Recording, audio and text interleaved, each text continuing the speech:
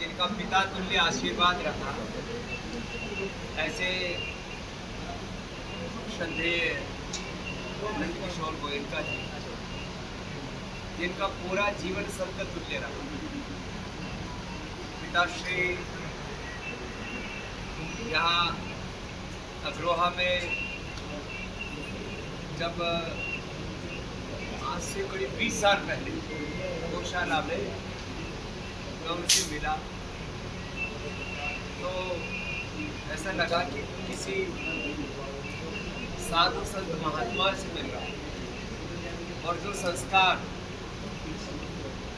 श्रद्धेय गोयनका जी ने पूरे परिवार को दिए, हमारे बड़े भाई श्री सुभाष जी, हमारे भाई लक्ष्मी जी, जवाहर जी, अशोक जी से लेकर के श्रद्धा भाई, हमारे बहन सुशीला से लेकर पूरे परिवार के साथ लगभग 2.5-3 दशकों से मेरा एक आत्मीय संबंध रहा है।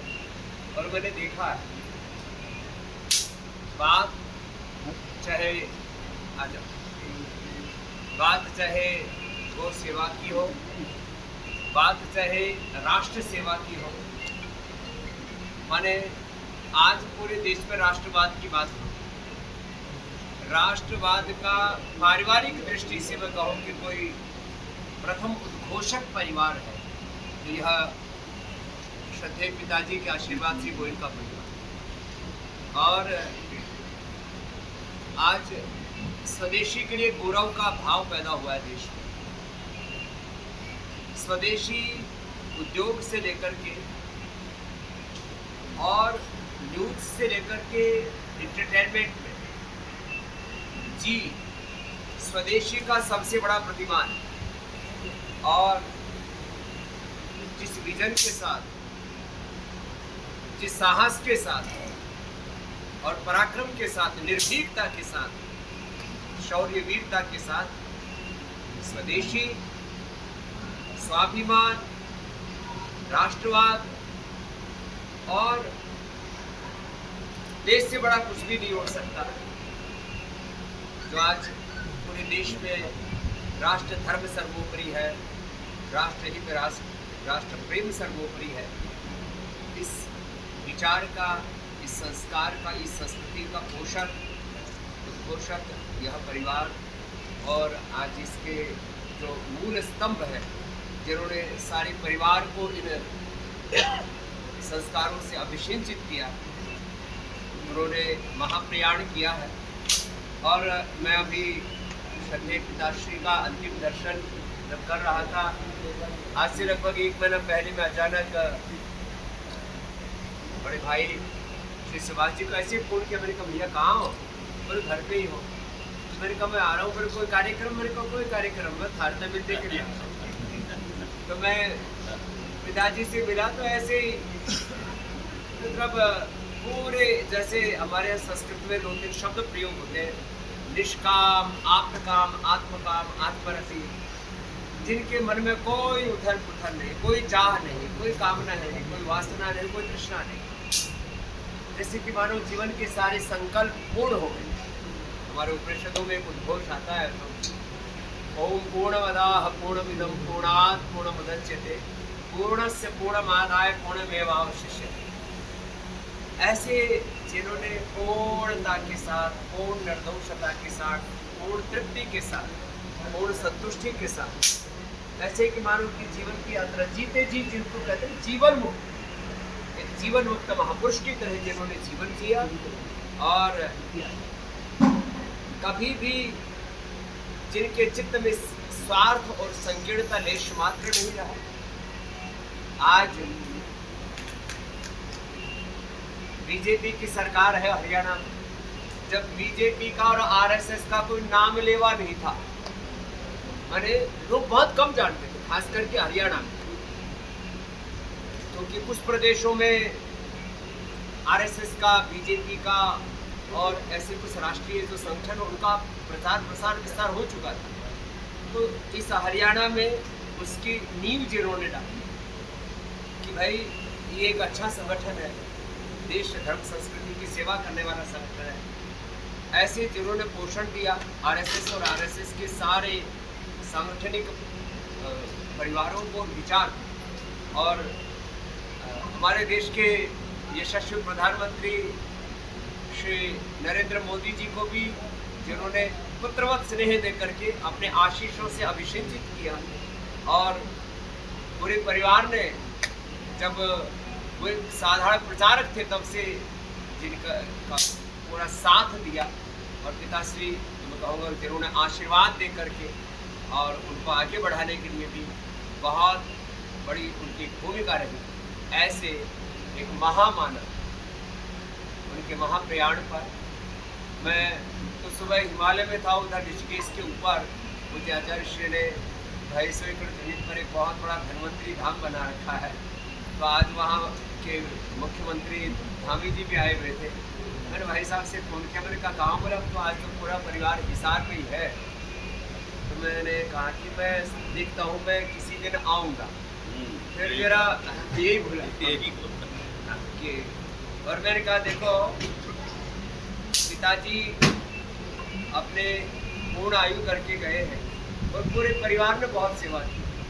मेरे जब दिल्ली फार्म हाउस में थे तब भी जवाहर ने खूब सेवा की, पूरे परिवार ने, और सारे बच्चे भी उनके साथ अंतिम समय तक खेलते रहे।